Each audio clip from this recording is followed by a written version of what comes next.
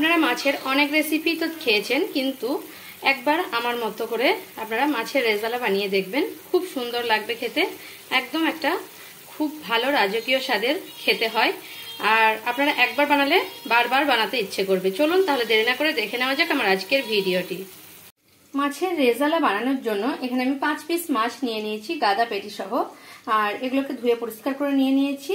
আর এটা রুই মাছ, আপনারা যে কোনো কাতলা মাছ বা মির মাছ বা রুই মাছ যে কোনো মাছে করতে পারেন। এখানে আমি হাফ চামচ লবণ, শুধু লবণ মাখাচ্ছি, যেহেতু রেজালা একটু সাদা রঙের হয় তাই আমি লবণ দিলাম, হলুদ দেব না। লবণ দিয়ে ভালোভাবে মাছগুলোকে মাখিয়ে নিচ্ছি। হাতের সাহায্যে ভালোভাবে আমি মাছগুলোকে মাখিয়ে নিচ্ছি। এখন এখানে একটা কড়া বসিয়ে নিয়েছি গ্যাসে, আর গরম করতে দিয়ে দিয়েছি। গরমও আমার হয়ে গেছে। এখন আমি সাদা তেল 2 চামচ দিয়ে দিচ্ছি মাছটাকে ভাজার জন্য। তেলটা আমার গরম হয়ে গেছে, এখন আমি মাছগুলোকে দিয়ে দিচ্ছি ভাজার জন্য। মাছগুলো এক পিঠ ভাজা হয়ে গেলে আমি উল্টো পিঠটা ভেজে নেবো, এগুলো উল্টে নেব। এভাবে মাছগুলোকে আমি ভেজে নিচ্ছি, একটু মিডিয়াম ফ্লেমে রেখে ভেজে নিচ্ছি। এখানে আমি একটা মিডিয়াম সাইজের পেঁয়াজ নিয়ে নিয়েছি, আদা আর রসুন।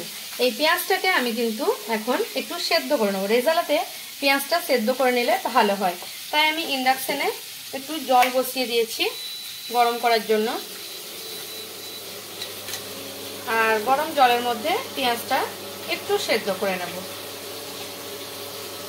এভাবে আমি 2000-এ দিয়ে দিয়েছি, তাড়াতাড়ি ফুটে যাবে জলটা। তারপর আমি এখানে শাঁসতে দিয়ে দেবো, তারপর ফুটিয়ে নেব পেঁয়াজটা। একটু সেদ্ধ হওয়ার পর নামিয়ে নেব পেঁয়াজটাকে। পেঁয়াজটা আমার ফুটছে এখন। এখন একটা কাঁটা চামচের সাহায্যে দেখছি একদম গলে যাওয়ার মতো না, জাস্ট একটু নরম হয়েছে। এখন আমি গ্যাসের ইন্ডাকশনটা অফ করে দিচ্ছি আর পেঁয়াজটাকে নামিয়ে নিচ্ছি।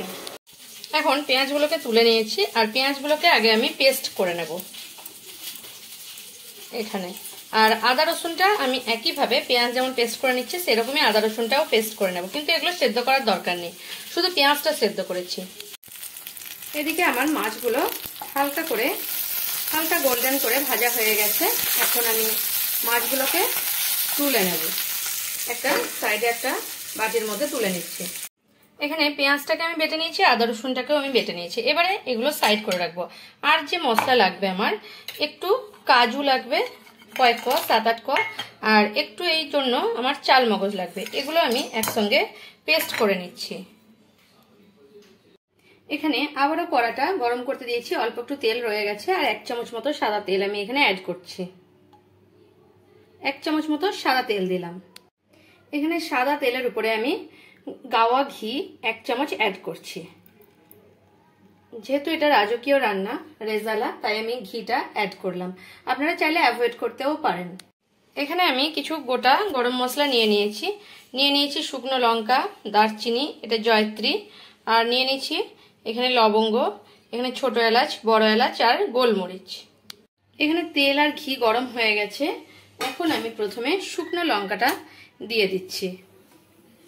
শুকনো লঙ্কা দিয়ে আমি একটু নেড়ে নিচ্ছি।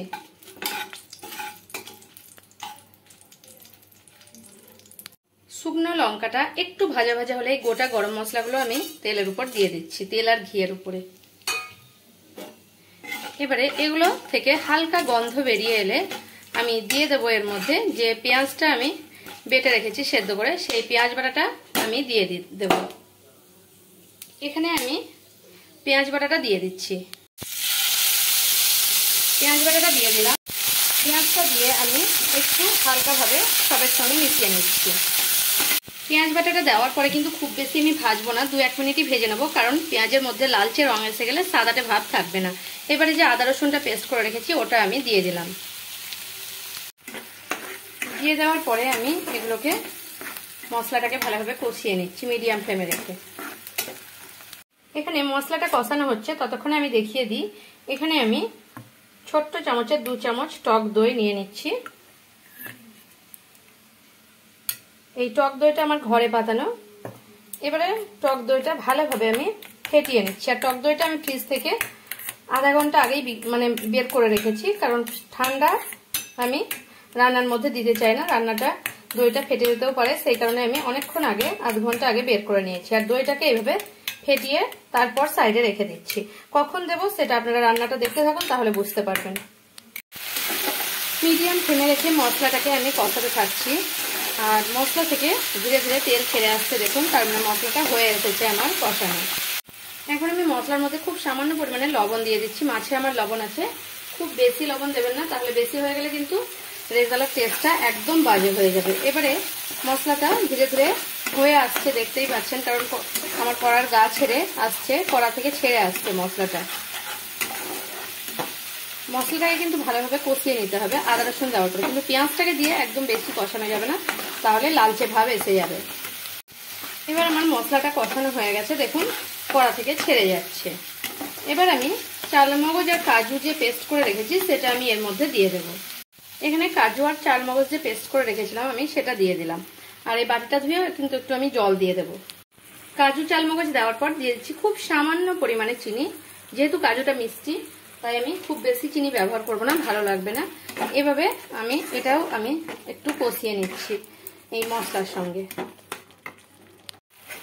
একদম লো ফ্লেমে রেখে আমি 1.5 মিনিট মতো কাজু আর চালমগজটাকে এই মশলার সঙ্গে কষিয়ে নিচ্ছি। এবারে যেটা দেব, শাহি বিরিয়ানি মশলা থেকে এখান থেকে 1/2 চামচ আমি বের করে রেখেছি, 1/2 চামচ বিরিয়ানি মশলাটা আমি ওখানে দিয়ে দেব মশলার মধ্যে। এখানে আমি 1/2 চামচের মতো মশলা একটু অ্যাড করছি, একদম ছোট চামচের 1/2 চামচ। যেমন মাছ হবে সেরকম বুঝে দিতে হবে, খুব বেশি দিলে কিন্তু ভালো লাগবে না। যেহেতু আমার 5 পিস মাছ, তাই একদম ছোট চামচের 1/2 চামচ আমি দিয়ে দিলাম। এবারে চালমগজ আর কাজুটা আমার মশলার সঙ্গে আমার কষানো হয়ে গেছে, দেখুন কড়ার গা ছেড়ে যাচ্ছে। এটাও এইভাবে বুঝতে হবে যে মশলাটা কষানো হয়েছে কিনা। এবারে আমি এর মধ্যে দিয়ে দেবো, যেটা একদম লো ফ্লেমে করে দিয়েছি, আর যেটা দেবো এখন আমি যে টক দইটা রেখেছিলাম সেই টক দইটা এর মধ্যে দিয়ে দিচ্ছি। ভালোভাবে পরিষ্কার করে দিয়ে নিচ্ছি। তার আগে আমি সঙ্গে সঙ্গে একদম লো ফ্লেমে রেখে এটাকে মিশিয়ে নেব। আপনারা চাইলে গ্যাস অফ করেও এই কাজটা করতে পারেন, নইলে কিন্তু যদি মিডিয়াম বা হাই ফ্লেমে থাকে তাহলে দইটা দেওয়ার সঙ্গে সঙ্গে কিন্তু ফেটে যেতে পারে। খুব সাবধানে করতে হয়, এভাবে মিশিয়ে নিলে আর ফাটবে না। এভাবে দইটা দিয়েও আমি কিন্তু লো টু মিডিয়াম ফ্লেমে এটাকে একটু কষিয়ে নিচ্ছি 1-1.5 মিনিটের মতো। এখানে আমি আরেকটা জিনিস দেবো, কেওড়া জল। এটা কিন্তু রাজকীয় স্বাদ আনবে আর রেজালার একটা ভালো গন্ধ আসবে। আর রেজালাতে এই কেওড়া জল ব্যবহার করলে কিন্তু খুব সুন্দর রেজালাটা খেতে হয়। এই যে এই ছিপি দেখছেন, এই ছিপির 1/2 ছিপি আমি কেওড়া জল নিয়ে নিচ্ছি, আর 1/2 ছিপি আমি কেওড়া জল দিয়ে দেব। দেখুন আমার একদম সবকিছু মশলা টশলা সব কষানো হয়ে গেছে দই দেওয়ার পরেও। এবার 1/2 ছিপি আমি কেওড়া জল এর মধ্যে দিয়ে দিলাম, আর দিয়ে ভালোভাবে আমি নেড়ে নিচ্ছি একটু। এবারে আমি দিয়ে দেবো খুব সামান্য পরিমাণে জল। এবারে আমি খুব সামান্য পরিমাণে একটু জল দিয়ে দিচ্ছি, কারণ মাছগুলো দেওয়ার পরে মাছগুলো আমার ভালোভাবে সেদ্ধ হবে, তাই আমি জলটা একটু ব্যবহার করছি এর মধ্যে।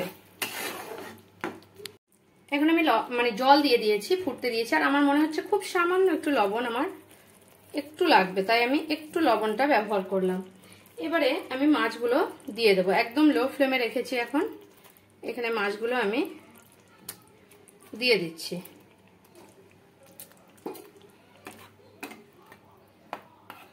তারপর মাছগুলো একটু উল্টে নিচ্ছি,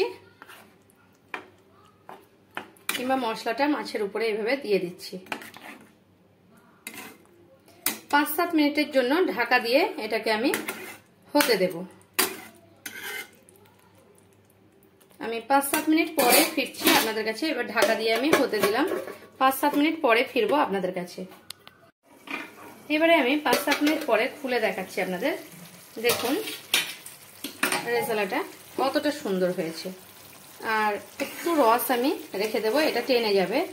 আপনারা চাইলে আর একটু শুকিয়ে নিতেও পারেন, কিন্তু খুব শুকনো ভালো লাগে না। যেহেতু রেজালা একটু রসটাও তো খেতে ইচ্ছে করবে, তাই আমি এই রসটা রেখে দিচ্ছি। এবারে আমি গ্যাসের ফ্লেমটা বন্ধ করে এটাকে নামিয়ে নেব।